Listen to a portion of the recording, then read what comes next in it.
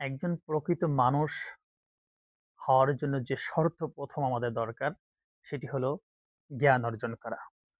আর জ্ঞান এত বেশি গুরুত্বপূর্ণ যার কারণে আল্লাহ তাআলা রব্বুল আলামিন নামাজের আগে, রোজার আগে, হজের আগে, যাকাতের আগে, সব বিধিবিধানের আগে এই পৃথিবীতে একটি শব্দ দিয়ে তার ফেরেশতাকে পাঠিয়েছিলেন।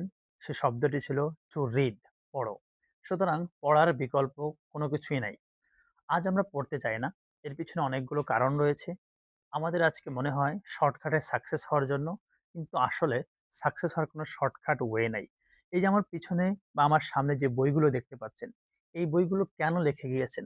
তারাও তো চাইলে পারতো শর্টকাট না লিখে জীবনটাকে পার করে দিতে। কিন্তু তাদের জীবনের সব চাহিদা, সবকিছু বাদ দিয়ে তারা তাদের জীবনকে ডেডিকেটেড করে গেছেন শুধু নলেজের পিছনে।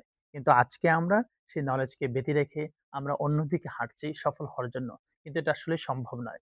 সুতরাং আমরা যদি প্রকৃত জ্ঞান অর্জন করতে চাই, আর একজন প্রকৃত জ্ঞানী মানুষ কখনোই ভুল পথে যেতে পারে না, ভুল কথা বলতে পারে না, খারাপ পথে মানুষকে ডাকতে পারে না। অনেক মানুষ আছে শিক্ষিত, কিন্তু তাদের দ্বারা সমাজে অনেক বেশি অপরাধ হচ্ছে, তাদের দ্বারা অনেক বেশি সমাজে বিশৃঙ্খলা সৃষ্টি হচ্ছে। এখন প্রশ্ন হতে পারে তারাও তো জ্ঞান শিখেছে, কিন্তু সমস্যা হলো এইখানে যে তারা জ্ঞান শিখেছে কিন্তু প্রকৃত জ্ঞান শেখে নাই।